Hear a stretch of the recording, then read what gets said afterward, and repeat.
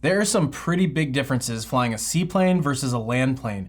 I got my seaplane rating a while back, but I also just completed a 3-day refresher course with the guys at TacAero, and they let me film all of it. So this stuff is top of mind for me, and I want to share with you so that way you know what to expect if you want to get licensed on floats one day. I'm going to take it kind of chronological, pre-flight all the way through a flight, because that's how my brain works, so hopefully it'll be organized to go through. So let's dive in. First off, pre-flighting the airplane presents an immediate challenge when the airplane is on the water, because you can't really get to everything. Even if it's on amphibious floats and it's sitting on land, it's still hard to get to stuff because now the airplane is sitting several feet higher. So when it's on water, you basically pre-flight one side of the airplane, and then you can either turn the airplane all the way around on the dock, which might be difficult, especially depending on the winds, or there's a wire that connects the floats in the front, and it's made for you to walk across that. It's a tiny little wire, and you're staring down at the fish underneath you, trying not to fall in, but that's what it's there for, and that's how you get to the other side and the other float. That way you can pre-flight that half of the airplane. So pre-flighting is different, even just by how accessible or inaccessible stuff actually is. Another big consideration is that you're also pumping out the floats to get rid of any residual water. No float is 100% waterproof, and so you're pumping these out to make sure they're dry.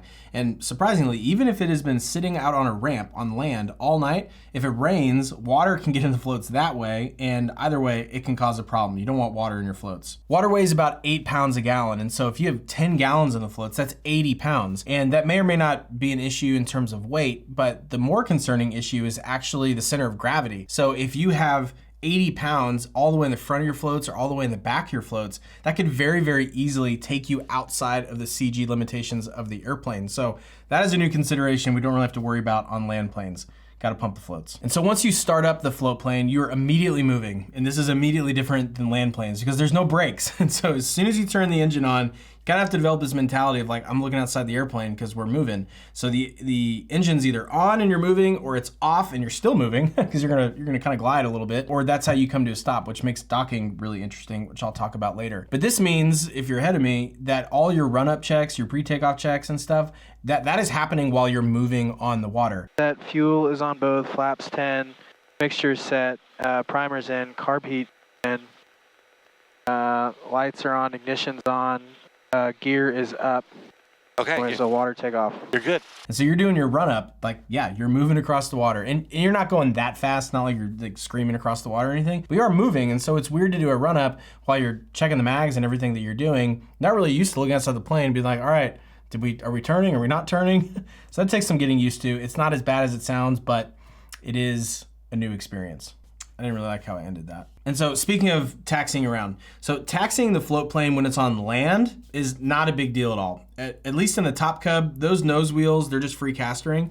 So you're just turning with rudder and differential braking. It's super easy. It's like a shopping cart.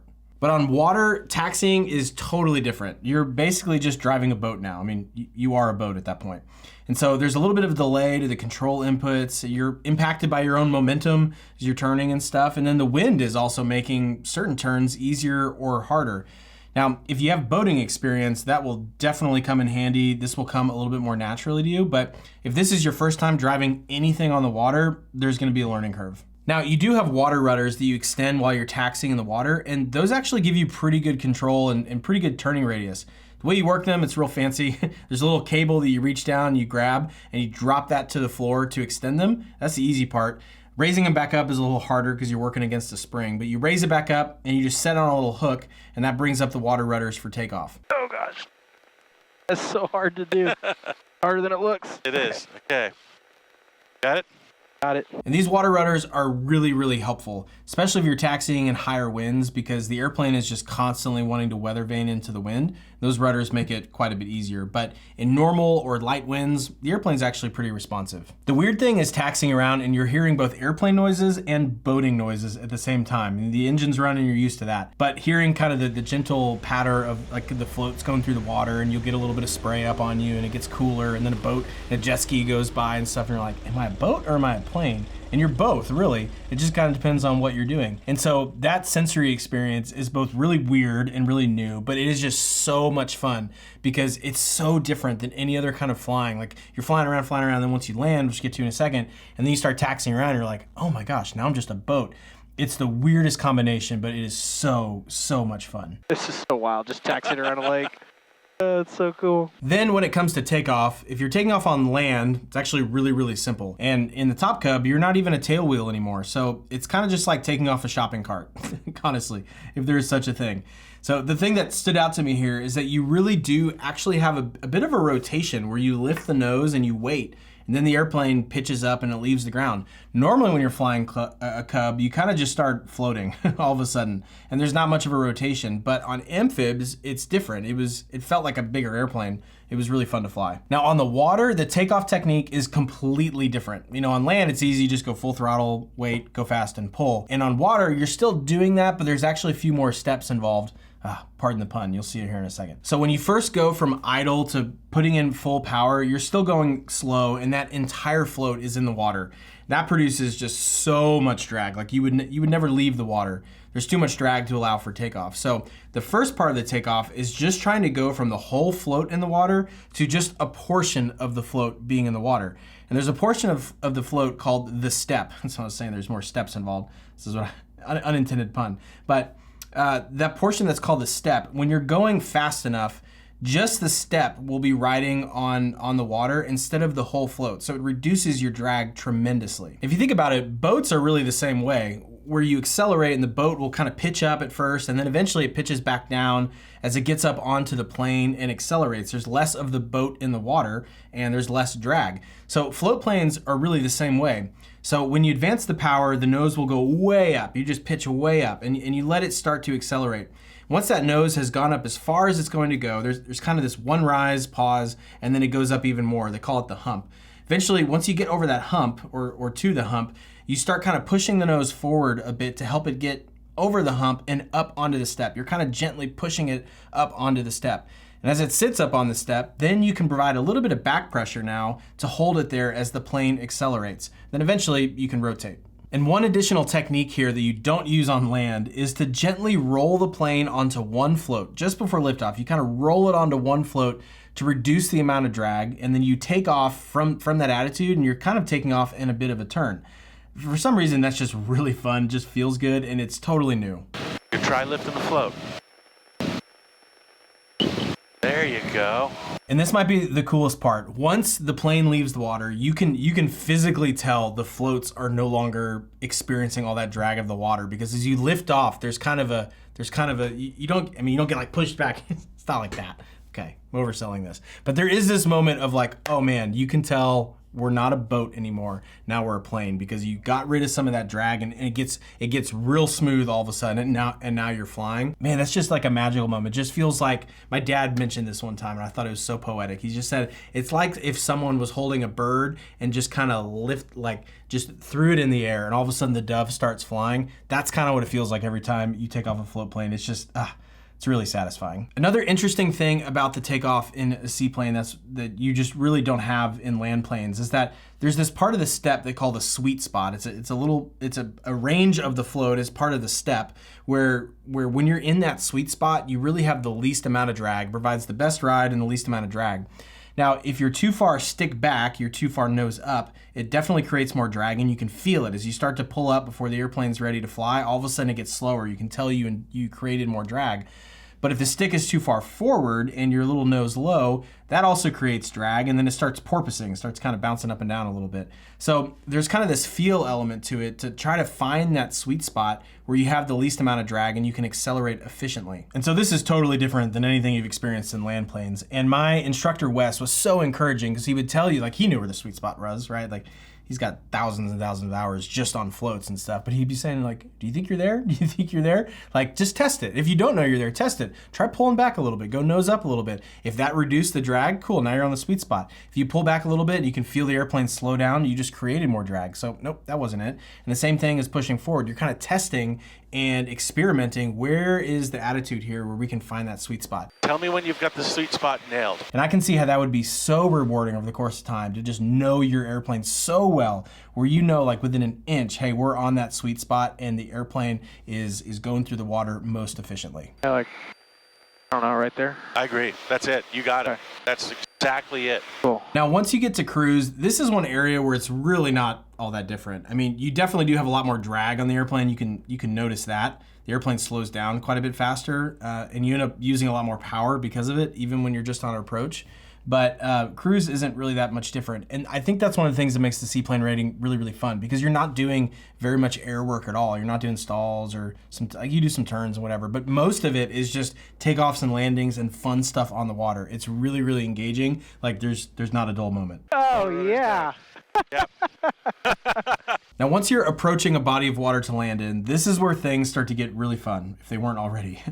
My favorite part of flying seaplanes is that water goes from being an obstacle to an opportunity. Basically, there's no defined runway. You get to define what the runway is based on the obstacles, the wind, the conditions. And you might fly to the same body of water 5 times in a row and approach it differently every single time. This really helps you be creative as a pilot, and there aren't that many opportunities to be creative as a pilot, and this is one of them. Now, as you're approaching the landing, another big difference between seaplanes and land planes is that in land planes, all of us are typically worried about accidentally landing with the gear up. But in seaplanes, if you're landing on water, the bigger hazard is actually landing, like it's more of a hazard to land on water with the gear down than it is to land on land with the gear up. So you got those floats there, they're super durable. It's a topic for another day. But the hazard is landing on water with your wheels down. And I can actually see how that would be pretty easy to forget, because in an amphibious airplane, this was my first time flying one, a gear down landing is a normal landing when you're landing on land. But a gear up landing is also a normal landing when you're landing on water. And so my instructor, Wes,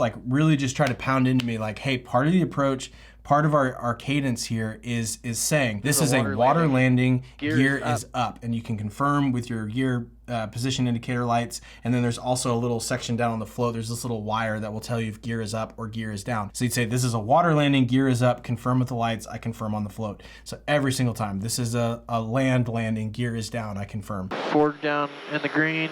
And visual check. That was interesting to me. It's like you're really worried about accidentally landing with the gear down, which is something you've never said in land planes, and so it takes some getting used to. And the approach itself is just really, really fun, particularly if terrain is involved, which that might sound counterintuitive, but hear me out. We had one place where we were landing on a river between a bridge and a dam, and the best way to approach the water to avoid power lines was to kind of do a descending turn around a hillside and just kind of drop it into the river. And it is just so fun because it's one of those I've not done anything like this before feelings. Oh, it is just an absolute blast. Oh, this is really cool. And then once you touch down on the water, it kind of just feels like touching down on grass or something in a land plane. One difference though is that your attitude on landing also kind of dictates the smoothness of the landing. So ideally you're trying to target landing on the sweet spot that I described earlier, because the V shape of that float is going to nicely cut into the water. It gives you a smooth ride. But my tendency was to kind of come in nose high and try to hold it off. And my instructor Wes said that's super normal on people that don't have a lot of seaplane experience. But the problem is whenever you come in a little nose high, you would think, oh, I can just kind of gently set in the water. Actually, the V shape of the hole is no longer really helping you, because instead of hitting the water like this, hope this is working, it's kind of hitting the water like this. And so it's more of just like a flat plane. And it's kind of like a skipped rock that just kind of skips across the water. So you can see in some of this footage I skipped it. And it's probably because I was too nose high. Now, I was a little afraid of coming into nose low, because if you're a little nose low, it'll start porpoising and stuff. Obviously, taking it to the extreme, if you dug a float, it would flip over. That's not you'd have to be really, really off to do that. But it's technically a hazard. And so I think I was just really erring on the side of I'm just going to be nose up and just try to, plow this thing in. But it actually leads to a worse landing because you end up just skipping. So I think that is something that would be really rewarding to try to really hone in over the course of time, to where during takeoff, you're just nailing that sweet spot and you get nice, efficient takeoffs. And then on landings, you can really touch down right on that sweet spot, have that V-shaped hole cut through the water. It's really smooth and the airplane's efficient. That'd be a cool skill to build over time. But this is one of the coolest parts of landing, I think, is that once you touch down, you can stop in a hurry because there's just so much drag from the water. So you come off the power and the airplane just kind of whoosh, whooshes to a stop, and water is spraying everywhere as the airplane's coming off the step and down into taxi kind of attitude, and the airplane's just kind of settling, and then all of a sudden it's super peaceful and now you're a boat. And speaking of it being peaceful, you would think that if the wind conditions are really peaceful, like no wind, that it would actually be a lot easier. But in seaplanes, it actually presents a whole new challenge. A few knots of wind are really helpful because it creates waves and you can see the water. When there's no wind, they call it a glassy water landing, and it truly looks like glass. When I was up in Alaska getting my seaplane rating, we got to experience actual glassy water, and it totally humbled me. Because when I heard this on paper in ground school, I'm like, come on, you can see the water. Like, surely you can. But I'll be the first to tell you, you look down and you see clouds. Like, it is basically just an infinite mirror, which means you have to change the way that you approach the landing. And so since you can't see the surface of the water, you basically have to be in landing configuration. So you don't want to be nose low, you want to be nose up appropriately high. And then as soon as you start going over the water and you can't see the water anymore, then you want to put it into about 150 foot per minute descent. And so you're basically just holding it off, and then eventually those floats just like, let's say the wheels start rolling, but like you just kind of barely touch down, all of a sudden you incur drag. It's this really, really magical thing. Now you can eat up a lot of lake doing this, especially if you come in too high. And so the technique we were practicing with TacAero is to try to do as much of your approach as you can while you're still over land and you have a reliable reference point. So that way, the moment you get over the water, hopefully you're as low as practical. And then that way, as you're just holding off, like you don't have that far to go. Now, what was interesting is that the first time we simulated it, and this wasn't actual glassy water, we were just practicing it, in these clips here, is that the first time I was like, okay, well, head out over the peninsula and then start down. And I was like 100 feet off the water by the time we started the water. And Wes said, all right, start, you gotta be in landing configuration. Let's see how long it takes. And we ate up so much lake, like so much, to the point where I almost thought about going around. And then we tried it a couple more times, and then eventually the last time I was like 20 feet off the water, and I probably could have been lower, but I was like 20 feet off the water as we started the water, and I ate up like a small percentage of the same amount. So how high you start over the beginning of the water totally dictates how much lake you're gonna eat up when it's glassy.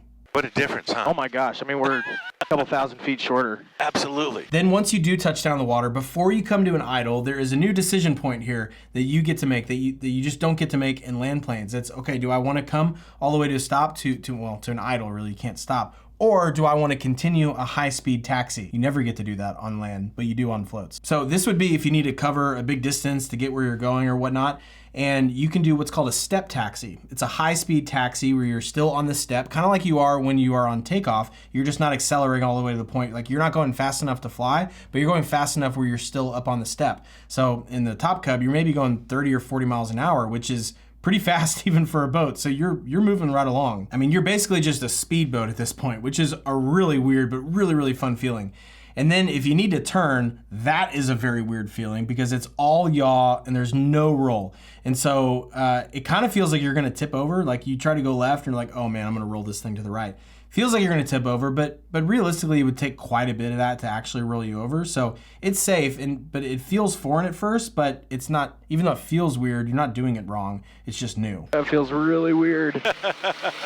But step taxiing is actually a really helpful tool because it means you could still pick the best part of the lake for takeoff and landing based on the winds and terrain and obstacles and stuff. But then you can just like high-speed taxi. You can step taxi over to where you need to go after landing. Or alternatively, you can step taxi from where you're picking up your passengers over to the best part of the lake. Like that's how you get around. And so it's actually helpful to kind of use the airplane as a speedboat. So if you ever see a seaplane going pretty high speed over the water, but they're not taking off and you're like, oh man, they're not taking off, they're probably doing that on purpose because they're probably just doing a step taxi, which is a totally normal event. And I gotta say that one of the most memorable parts from these few days of flying was actually step taxiing under a bridge. I've been under bridges a ton in a boat, but never in a plane. And it occurred to me, I was like, I've never been in a plane and gone under something before.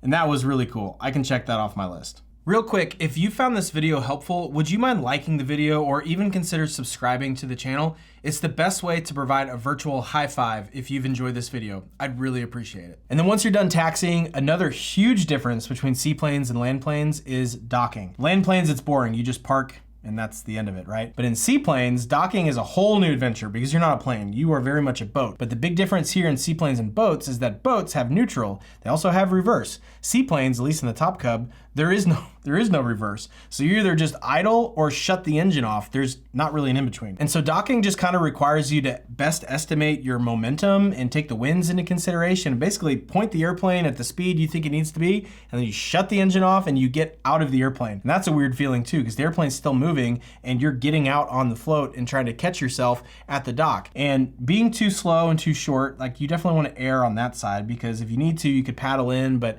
depending on how strong the winds are, that might not be possible. And so if you're too short, I have done this several times. You just have to hop back in the airplane, start it up, and taxi back around and try it again. But you'd rather be on that side than coming in way too fast, too hot, which I've also done. And then you have to be on the float and jump off the float onto the dock and try to catch the plane, and you don't want to hit stuff and whatever. So it's this dance. And if you have boating experience, it will make this way easier because you've docked a boat before. But if you've never docked a boat before, you're having to learn how to dock a boat, except it's not a boat, it's an airplane. And it's harder to dock an airplane than it is a boat. If you go get your seaplane rating, have some patience with yourself on this front because it's new and there's nothing that's really gonna give you a head start unless you've been a boat captain before. Now, alternatively, you could just beach it. And this is pretty easy because you just go towards the beach and you just shut the engine off before you get there. It's really not that complicated. But it is a weird feeling once you reach the beach and you get out and you're sitting there next to boats and stuff and your feet are in the water, but you realize like, oh, you got here in a plane. It's like, not in a cocky way, it's very foreign. Like it's such a new sense of adventure. Like, how did I get here? And I think that is the best part about flying a seaplane, and particularly an amphibious plane. Like an airplane already gives you freedom to see and experience stuff you just wouldn't otherwise get to. But an amphibious seaplane means you can start at your home airport on land, splash down in rivers, beach it on a lake like I just talked about, and then you can go fly home for lunch. It is absolutely unbelievable, and it's freedom like you've never experienced it before. So if you're interested in getting your seaplane rating, you really can do it in like 3 days. And I promise it will be some of the best 3 days of your entire life. Now, the school I was flying with all through this video, TacAero, they just opened their seaplane rating, and they are an incredible flight school. They're all career flight instructors. Nobody's there just building time. Like, they are there to teach you. They have a heart for teaching. It's in a beautiful part of the country. So in the video on the screen, I got to sit down with them and just interview them about this program to help you understand what to expect if you want to go fly with them. They're not paying me to say any of this. I'm just a genuine fan of the work they do and the people they are. So I will see you in that video.